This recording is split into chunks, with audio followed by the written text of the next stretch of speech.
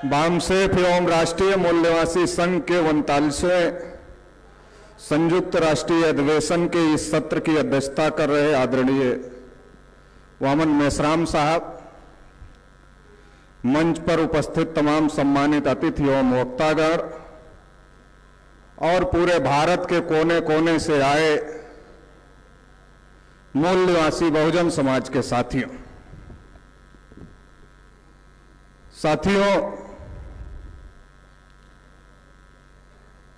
देश में अलग अलग समूहों की, अलग अलग समाजों की बहुत सारी समस्याएं हैं और उसमें जो ओबीसी समाज है, जो कि देश का एक बहुत बड़ा समूह है, बहुत बड़ी आबादी है, उसकी भी बहुत सारी समस्याएं हैं। और जो बहुत सारी समस्याएं ओबीसी समाज की हैं, उसमें से जो सबसे बड़ी एक समस्या ओबीसी समाज की है, वो समस्या ये है कि हमारी क्या समस्या है यही हम नहीं जानते। ये हमारी सबसे पहले सबसे बड़ी समस्या है। इसलिए मैं बामसेफ को धन्यवाद देना चाहता हूं, माननीय मेश्राम साहब को धन्यवाद देना चाहता हूं, जो लंबे समय से और पिछले कई दशकों से अगर हम बात करें तो लगातार पिछड़े वर्ग के लोगों को जगाने का काम, संगठित करने का काम और लगभग 2010 से पिछड़े वर्ग के मुद्दों पर लगातार संघर्ष करने का काम लगातार किया जा रहा है। और इसका बहुत बड़ा परिणाम ये आया, बहुत बड़ा नतीजा ये आया कि आज पिछड़े वर्ग का राष्ट्रव्यापी संगठन राष्ट्रीय पिछड़ा वर्ग मोर्चा के नाम पर खड़ा हो गया है देश भर में।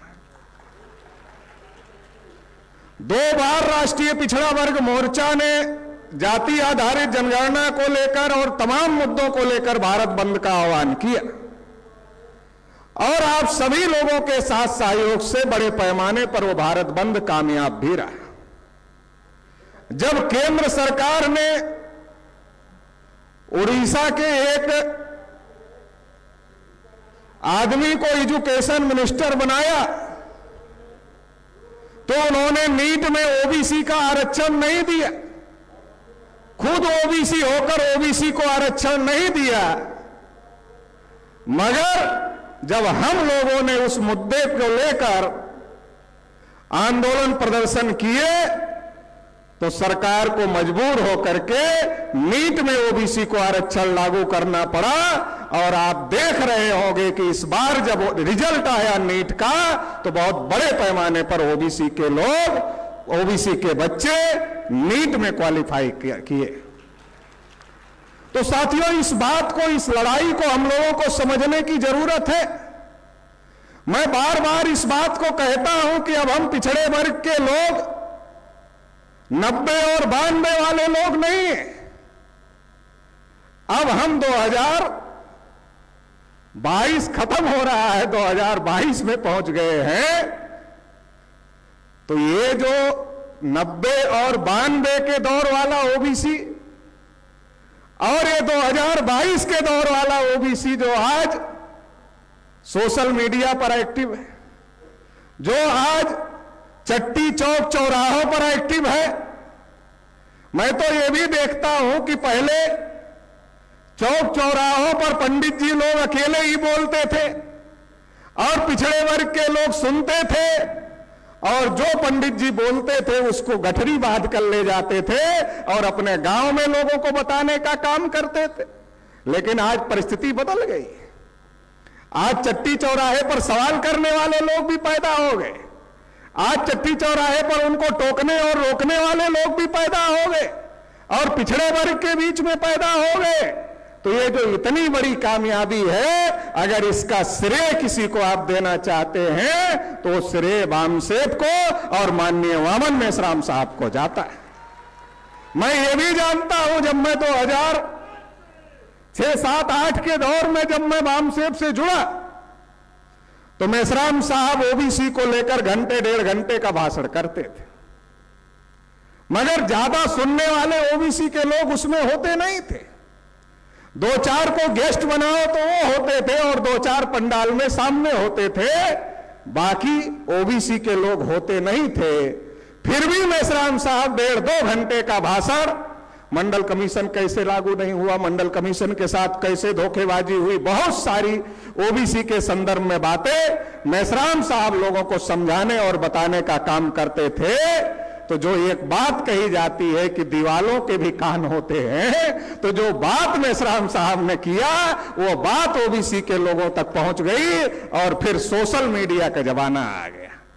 और जब सोशल मीडिया का जमाना आ गया तो ये बात मैं अपने सोशल मीडिया की टीम और सोशल मीडिया के साथियों को भी बहुत धन्यवाद देना चाहता हूं कि आज जो पिछड़े वर्ग में इतने बड़े पैमाने पर चेतना और जागृति देखने का काम में हो रहा है, देखने को मिल रहा है, इसमें सोशल मीडिया का बहुत बड़ा योगदान है। और जो सोशल मीडिया के हमारे साथी इस तरीके की बातों को सोशल मीडिया में दिखाने का काम कर रहे हैं, उनका भी बहुत बड़ा योगदान है।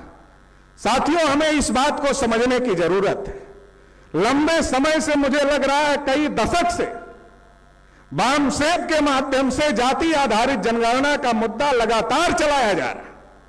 आप पुराने विशेषांक वामसेप के उठाकर देख लीजिए, हो सकता है स्टॉल पर पुराने विशेषांक मिल जाएंगे, 10-15 साल पहले के विशेषांक मिल जाएंगे। आप देखेंगे उसमें भी जाति आधारित जनगणना का मुद्दा है, उसके पहले मंडल कमीशन का मुद्दा है। तो यह लगातार जाति आधारित जनगणना को इशू बनाने का काम वामसेप के माध्यम से हो रहा था। और 2010 में जब भारत मुक्ति मोर्चा नाम का संगठन माननीय मेश्राम साहब के नेतृत्व में बना, तो उसका पहला आंदोलन का मुद्दा अगर कोई लिया गया तो पहला आंदोलन का मुद्दा जाति आधारित जनगणना और ओबीसी की जाति आधारित जनगणना का मुद्दा लिया गया। देश भर में 51,000 प्रोग्राम मेश्राम साहब के नेतृत्व में जाति जनगणना और ओबीसी की जाति आधारित जनगणना को लेकर लगाए गए। तब जाकर के 2011 में पार्लियामेंट बंद हुई और ओबीसी के नेताओं ने हंगामा किया पार्लियामेंट के अंदर कि जानवरों की गिनती करते हो, हमारी गिनती नहीं करते। ये जो लाइन है, जानवरों की गिनती करते हो, हमारी गिनती नहीं करते हो, लालू जी ने बोला, शरद जी ने बोला, मुलायम जी ने बोला और तमाम नेताओं ने बोला, देश की पार्लियामेंट को 2011 में बंद किया। ये लाइन पर्चे पर छापने का काम सबसे पहले अगर किसी ने किया, वो भारत मुक्ति मोर्चा ने करने का काम किया। ये बताने का काम मैं आपको कर रहा। इतना ही नहीं, 1 सितंबर 2011 को बहुत बड़ी रैली दिल्ली के रामलीला मैदान में 5 लाख लोगों की रैली जाति आधारित जनगणना को लेकर के की गई, जिसमें शरद यादव जी आए थे, रामविलास पासवान जी आए थे और कई बड़े नेता आए थे। तो ये जो आज जाति आधारित जनगणना का मुद्दा राष्ट्रीय पटल पर बना हुआ है, 25 मई को हम लोगों ने भारत बंद किया, 29 नवंबर को हम लोगों ने भारत बंद किया। ये लगातार जो राष्ट्रीय पटल पर जाति आधारित जनगणना का मुद्दा बना हुआ है, ये अपने आप नहीं बना हुआ है और ये उन लोगों की बदौलत भी नहीं बना हुआ है जो सीबीआई से डरे हुए हैं, उन लोगों की बदौलत नहीं बना हुआ है। अगर ये मुद्दा अगर राष्ट्रीय पटल पर है तो ये वामसेप की वजह से, भारत मुक्ति मोर्चा की वजह से, मेश्राम साहब की वजह से बना हुआ है। इस बात को समझने की हम लोगों को जरूरत है। आज इस अधिवेशन में विषय बनाया गया है कि अगर ओबीसी भी हिंदू है तो फिर ब्राह्मणों की सरकार है, तो ब्राह्मण ओबीसी की गिनती क्यों नहीं करना चाह रहे? अगर ओबीसी भी हिंदू है और ब्राह्मण भी हिंदू है तो ब्राह्मण ओबीसी का इस्तेमाल करना तो चाहते, ओबीसी का समर्थन हिंदू के नाम पर लेना तो चाहते हैं, मगर ब्राह्मण ओबीसी की गिनती क्यों नहीं कर रहे?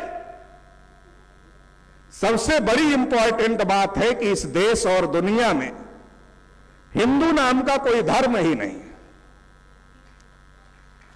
जिस धर्म को ब्राह्मण लोग कहते हैं ये हिंदू धर्म के धर्म ग्रंथ है, वास्तव में वो हिंदू धर्म के धर्म ग्रंथ नहीं है, बल्कि वो ब्राह्मण धर्म के धर्म ग्रंथ है। आप रामायण पढ़ो, महाभारत पढ़ो, गीता पढ़ो, वेद पढ़ो, पुराण पढ़ो, श्रुति पढ़ो, स्मृति पढ़ो, जितने भी ग्रंथ है पढ़ो, तो सारे ग्रंथों में कहीं पर भी हिंदू लिखा हुआ, किसी जगह हिंदू लिखा हुआ नहीं हुआ। अगर ये हिंदू धर्म के ग्रंथ होते तो उसमें हिंदू लिखा हुआ होता।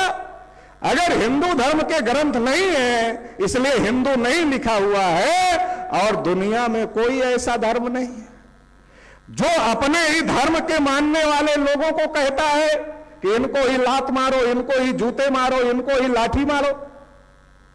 दुनिया में ऐसा कोई धर्म तो है नहीं जो अपने ही धर्म के लोगों को लात जूता मारने की बात करता हो।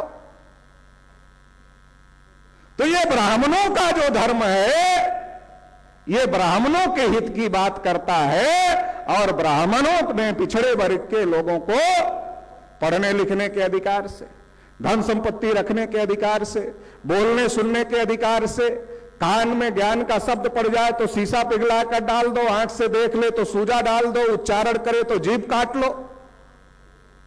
ऐसा तो किसी धर्म में नहीं लिखा हुआ है। ऐसा जहां लिखा है तो धर्म हो ही नहीं सकता। ऐसा जहां लिखा है वो धर्म नहीं हो सकता। मगर ये ओबीसी के लोग पढ़ते ही कहां है, और अगर वो पढ़ते हैं तो भक्ति भावना से पढ़ते हैं। तमाम ओबीसी के लोग माइक लगाते हैं, अपना पैसा खर्च करते हैं, और फिर उस पर गाते हैं, ढोल गंवार शूद्र पशुनारी सकल ताड़ना के अधिकारी। वो खुद ही गाते रहते हैं, खुद ही अपना पैसा खर्च करके खुद ही हमको पीटना चाहिए, ऐसा बोलते रहते, क्योंकि उनको समझ में नहीं आता वो क्या बोल रहे हैं। क्योंकि वो समझ कर पढ़े तब तो समझ में आएगा। वो तो भाव विभोर होकर रटने का काम करते हैं, गाने का काम करते हैं, तो उनको समझ में नहीं आता है कि वो बोल क्या रहे हैं और लिखा क्या है। तो इसलिए वो लगातार उसका इस्तेमाल हो रहे हैं। तो इसलिए इस बात को समझने की जरूरत है कि एक तो हिंदू नाम का कोई धर्म नहीं है। जो धर्म जिसको ब्राह्मण हिंदू धर्म कह रहे हैं वो ब्राह्मण धर्म है। और ब्राह्मण धर्म पिछड़े वर्ग के लोगों को, शेड्यूल कास्ट के लोगों को, शेड्यूल ट्राइब के लोगों को, सबको गुलाम बनाने के लिए, ये किसी का कल्याण करने के लिए नहीं है। जब मुगलों का राज था, जजिया कर लगाया मुगलों ने हिंदुओं के ऊपर, क्योंकि वो हिंदू हिंदी भाषा का शब्द नहीं है, पर्शियन भाषा का शब्द है, जिसका अर्थ होता है हारा हुआ, नीच, कायर, काला, चोर, गुलाम, इसका अर्थ होता है। गूगल पे आप सर्च करो तो निकल आएगा। तो जब मुगलों ने जजिया कर लगाया, जिनको हिंदू कहते थे, तो ब्राह्मणों ने कहा हम हिंदू नहीं, और जजिया कर नहीं दिया। आप इतिहास की किताब उठाकर पढ़ लेना, आपको पता चल जाएगा कि जजिया कर नहीं दिया। लेकिन आज वही ब्राह्मण जो कहते थे हम हिंदू नहीं है, दयानंद सरस्वती ने लिखा हिंदू शब्द मुगलों के द्वारा दी गई गाली है। जो ब्राह्मण कहते थे हम हिंदू नहीं है, आज वही हमारे गली मोहल्ले में आ रहे हैं और कह रहे हैं हम भी हिंदू, तुम भी हिंदू, गर्व से कहो हम हिंदू है। क्यों कह रहे हैं? उनके ऊपर कौन सी आफत आ गई जो कह रहे? उनके ऊपर कौन सा ऐसा पहाड़ टूट गया जो वो कह रहे हैं? एक ही आफत आ गई कि इस देश में लोकतंत्र आ गया। बाबा साहब डॉक्टर अंबेडकर ने सबको वोट का अधिकार दे दिया, और वोट का अधिकार जब सबको मिल गया तो अब रानी के पेट से राजा पैदा नहीं होता है, अब वोट से राजा पैदा होता है। और जब वोट से राजा पैदा होगा तो जिसकी संख्या ज्यादा है उसका राजा होगा। तो ब्राह्मणों ने सोचा संख्या तो इन लोगों की ज्यादा है, इस देश में एससी, एसटी, ओबीसी, माइनॉरिटी के लोगों की ज्यादा है। अगर इनमें से एससी, एसटी, ओबीसी के लोगों को हिंदू बना लिया जाए तो हम बहुसंख्यक हो जाएंगे। तो ब्राह्मणों ने जब लंदन में वैश्विकाधिकार का आंदोलन चल रहा था तो खतरे की घंटी भारत के ब्राह्मणों की बज गई और उन्होंने हिंदू का प्रचार करना शुरू कर दिया। आज भी पिछड़े वर्ग के लोगों का हिंदू के नाम पर इस्तेमाल हो रहा। और हमारे राजपूत भाई आए, अभी वो कह ही रहे थे, उनका भी हिंदू के नाम पर इस्तेमाल हो रहा है। उनका भी हिंदू के नाम पर इस्तेमाल हो रहा है। पिछड़े वर्ग शेड्यूल ट्राइब के लोगों का भी हिंदू के नाम पर इस्तेमाल हो रहा है। और सबसे ज्यादा इस्तेमाल अगर किसी का हिंदू के नाम पर हो रहा है तो पिछड़े वर्ग के लोगों का हो रहा है। क्योंकि जब मुसलमान से लड़ना हो तब हम पहले नंबर के हिंदू, अगर मुसलमान से लड़ना हो तो हम पहले नंबर के हिंदू, चंदा देना हो तब भी पहले नंबर वाले हिंदू हैं, वोट देना हो तब भी पहले नंबर वाले हिंदू हैं। लेकिन अगर हिस्सा देना हो हमको तब, अगर हमको नौकरियों में हिस्सा देना हो, व्यापार में हिस्सा देना हो तब हम हिंदू नहीं हैं। तब हम ओबीसी हो जाते, तब हिंदू नहीं होते। अब ब्राह्मण गिनती क्यों नहीं कर रहे? क्योंकि ब्राह्मणों को यह लगता है कि जैसे जाति आधारित जनगणना होगी तो केवल हमारी ही गिनती थोड़ी ही पता चलेगी, ब्राह्मणों की भी गिनती पता चलेगी। 3.5% तो 1931 में थे, अभी तो पता नहीं 3 भी है कि नहीं है, यह भी प्रश्न चिन्ह है। मुझे तो लगता है 1.5-2 से ज्यादा नहीं होंगे, क्योंकि मैं तो गांव देहात में ही घूमता रहता हूं, यात्रा चलाता रहता हूं। तो गांव मिलता है तिवारीपुर, गांव मिलता है दुबेपुर, गांव मिलता है पांडेपुर। और जब उस गांव में जाओ और पूछो कितने घर दुबे जी हैं, कितने घर तिवारी जी हैं, कितने घर पांडे जी हैं, तो पता चलता है गांव का नाम तिवारीपुर और तिवारी जी 4 घर है। गांव का नाम दुबेपुर और दुबे जी 4 घर हैं। गांव का नाम पांडेपुर और पांडे जी 4 घर हैं। और वो 4 भी कैसे हो गए कि वो एक ही घर थे, 4 भाई थे तो अलग अलग होके 4 घर हो गए। इस प्रकार से, तो इस प्रकार से है तो ये तो आंकड़ा और ज्यादा नीचे चला जाएगा। तो ब्राह्मणों की एक संकट बना हुआ है कि गिनती करेंगे तो ये पता चल जाएगा कि उनकी संख्या कम है। और ओबीसी को यह पता चल जाएगा, अगर ओबीसी की आज की तारीख में गिनती हो जाए तो 60% से ऊपर ओबीसी की आबादी जा सकती है। इतनी बड़ी आबादी है तो ओबीसी को पता चल जाएगा। इनकी 3.5 है जिनके पीछे हम लगे हुए हैं और हमारी 60% है। तो 60 वाले को अब इतनी अकल तो आ गई है यार, 3.5 वाले के पीछे क्यों खड़े हो? तो 60 वाला 3.5 वाले के पीछे क्यों खड़ा होगा? बोलेगा पंडित जी अब आपको नेता नहीं मानते, अब हम ही नेता बने। तो अगर ऐसा होता है तो इससे एक तो सामाजिक क्रांति होगी, क्योंकि हमारे पिछड़े वर्ग के लोग सामाजिक रूप से भी ब्राह्मणों के गुलाम है। जन्म से लेकर मरने के बाद तक का कोई काम बगैर पंडित जी के होता ही नहीं, एक भी काम नहीं हो सकता। ये तो हम लोग जागृत कर रहे हैं, कुछ लोगों का हो जाता है, लेकिन अभी भी बहुत बड़ी आबादी है जिनका पंडित के बगैर नहीं होता है। तो अगर जाति आधारित जनगणना होगी तो सामाजिक क्रांति हो जाए, क्योंकि पता चलेगा पंडित जी की संख्या कम है और हक हमारा सबसे ज्यादा खाया हुआ है, हमारे अधिकार पर कब्जा किया हुआ है। तो जो हमारे अधिकार पर कब्जा किया हुआ है, हमारा अधिकार नहीं देना चाहता है, उससे हम अपना जन्म मरण का संस्कार क्यों कराएं?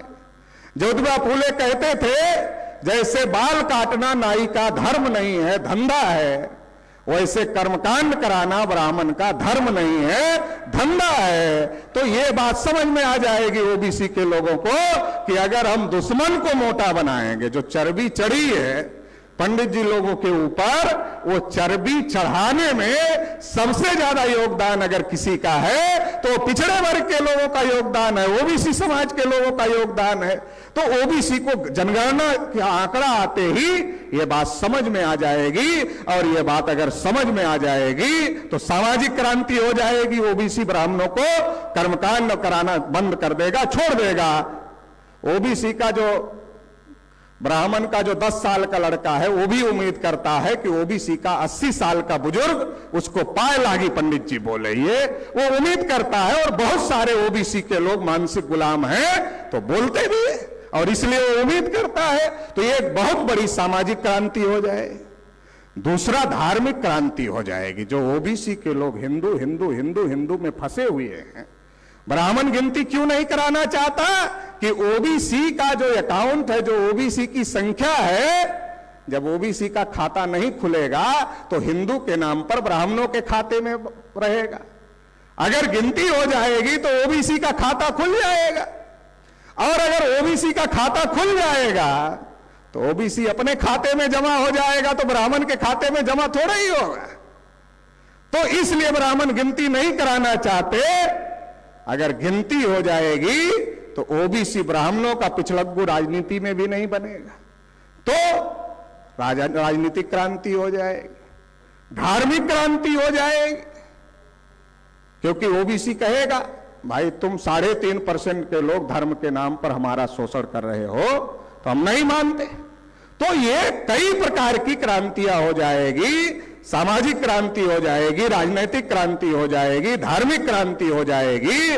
और क्रांति से अगर किसी को सबसे बड़ा खतरा है तो ब्राह्मणों को खतरा है, क्योंकि सारा का सारा रेत का महल तैयार करके ब्राह्मणों ने रखा हुआ है। तो उनको लगता है ये जो रेत का महल है ये जाति आधारित जनगणना की हवा से पूरी तरीके से बिखर जाएगा। इसलिए जब महाराष्ट्र की गवर्नमेंट सुप्रीम कोर्ट गई, उद्धव ठाकरे जी जब मुख्यमंत्री थे, और कहा या तो 2011 में जो सोशियो इकोनॉमिक सर्वे किया था उसके आंकड़े पब्लिश कर दो, या तो अगली जनगणना में जाति आधारित जनगणना करा लो।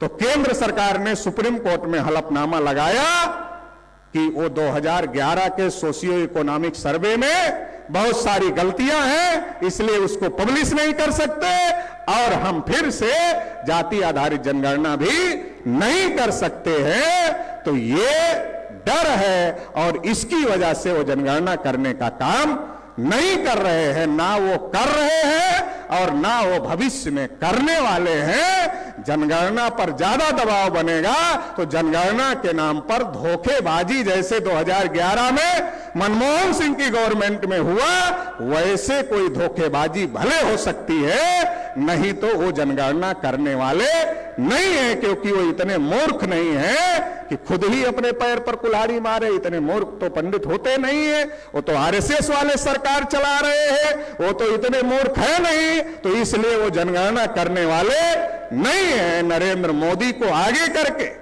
ओबीसी का समर्थन लिया कि पिछड़े वर्ग का प्रधानमंत्री बना रहे। मोदी जी ने भी कहा मैं नीच जाति का हूं, चाय बेचने वाला हूं, पिछड़ी जाति का हूं, इसलिए मेरा अपमान होता है।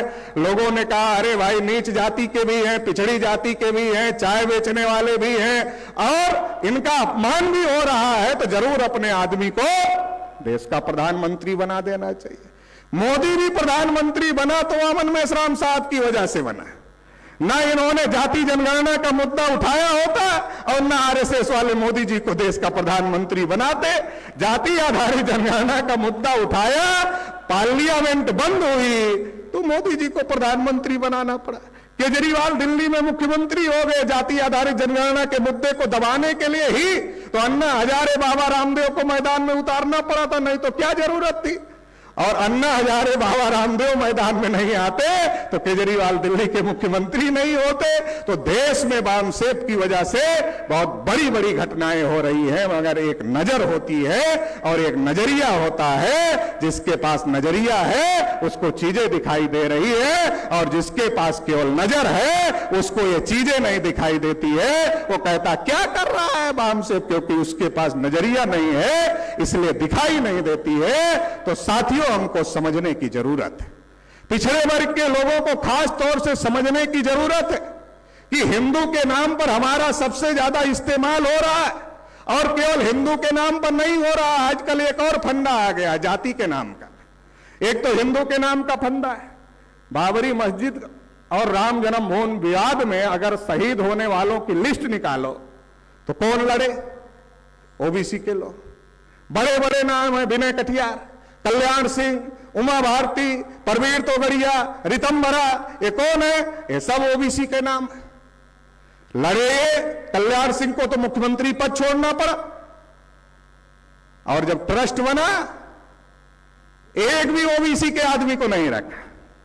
अरे मैंने कहा दूसरे ओबीसी के लोग खराब होंगे भाई, वो खराब वाले हिंदू होंगे। मगर कल्याण सिंह तो बढ़िया वाले हिंदू, उमा भारती तो बढ़िया वाली है, विनय कटियार तो बढ़िया वाले हैं, रितंबरा तो बढ़िया वाली है, उनको ही रख लेते, कम से कम दूसरे को नहीं रखते, कम से कम उनको रख लेते। अरे रखने का तो छोड़ो, जब शिलान्यास हो रहा था तो हवा तक नहीं लगने दिया वहां की, ट्रस्ट में रखने की तो छोड़ो, हवा नहीं लगने दिया। मेश्राम साहब तो पहले से ही कह रहे थे कि ओबीसी के लोगों, कितना भी तुम मंदिर की लड़ाई लड़ो, जब मंदिर बनेगा तो घंटा बजाने के लिए भी नहीं रखेंगे। तो नहीं रखा तो ओबीसी का इस्तेमाल करो और फेंक दो, ये ब्राह्मणों की नीति है। तो जो जिनको फायदा हो रहा है हिंदू के नाम पर इस्तेमाल से, वो जाति जनगणना कैसे कर दें? और अगर वो जाति जनगणना कर देंगे तो जो हिंदू के नाम पर इस्तेमाल करके सरकार बना रहे हैं, वो सरकार कैसे बनाएंगे? जो बहुसंख्यक बन रहे हैं 3.5% के लोग, अगर SC ST OBC के लोग हिंदू ना बने तो 3.5% के लोग गांव में सरपंची नहीं जिता सकते। प्रधानमंत्री बनाना बड़ी बात है, तो हिंदू के नाम पर उनको फायदा हो रहा है, इसलिए वो हिंदू बना रहे। अब अकल तो हमारे लोगों की खुलने की जरूरत है कि हमको नुकसान हो रहा फिर भी हम लकीर के फकीर बने हुए हैं। असल में ओबीसी की समस्या क्या है? ओबीसी कभी फायदे की नहीं सोचता। ओबीसी को थोड़ा वाहवाही कर दो, अरे भाई पटेल जी आप तो बहुत बढ़िया कर रहे हो, तो 2 फुट और उछल जाए। आजादी की लड़ाई में गांधी जी के पीछे क्यों गए ओबीसी के लोग? क्योंकि गांधी जी के पीछे गए कि देश आजाद कराना है। ये नहीं पूछा कि गांधी जी चलो देश तो आजाद हो रहा है, मगर आजादी में हमें भी कुछ मिलेगा क्या? ये तो पूछा नहीं, और पूछा नहीं तो मिला नहीं। तो उधर हिंदू की लड़ाई लड़ते हैं इतना दिन से, पूछते नहीं कुछ मिलेगा क्या, और पूछने लायक छोड़ा ही नहीं है। जो अंदर है आरएसएस बीजेपी में, उनको पूछने लायक छोड़ा नहीं है, वो पूछ भी नहीं सकते हैं, वहां इतनी बड़ी गुलामी है।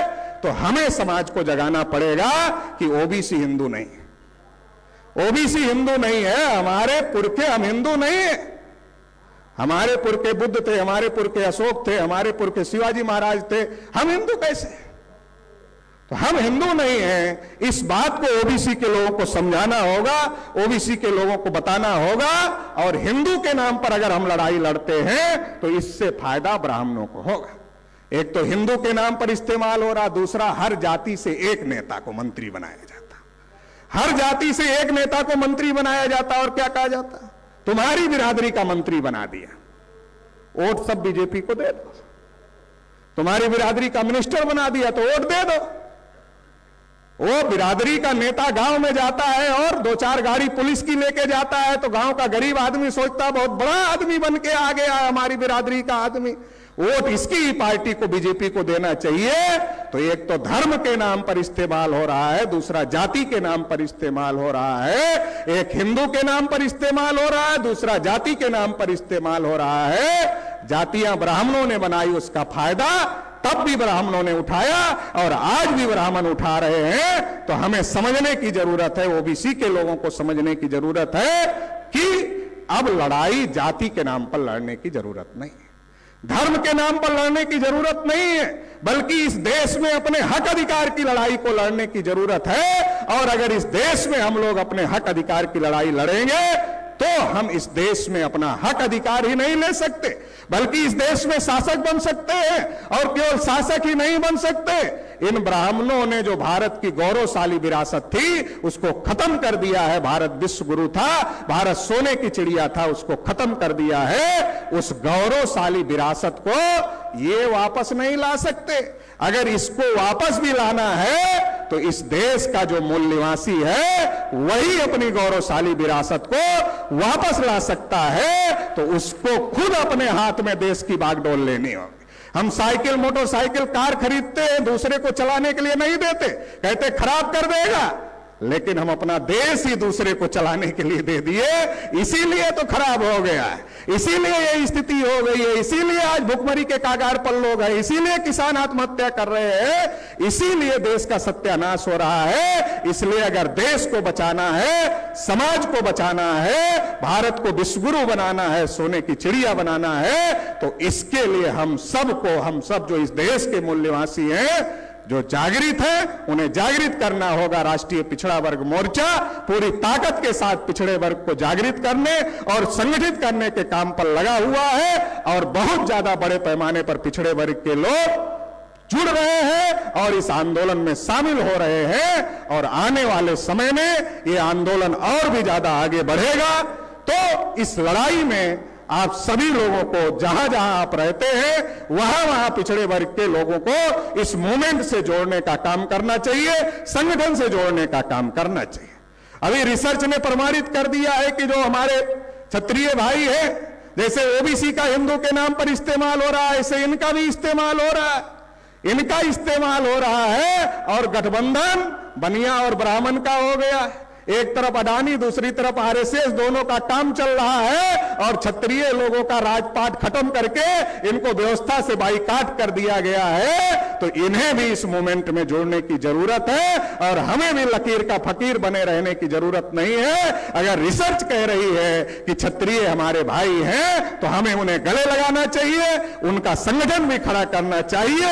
इस मौके पर मैं इतनी बात कहना चाहता हूं। आप सभी लोगों ने मुझे ध्यानपूर्वक सुना, इसके लिए आभार, धन्यवाद। जय मूल्यास। धन्यवाद।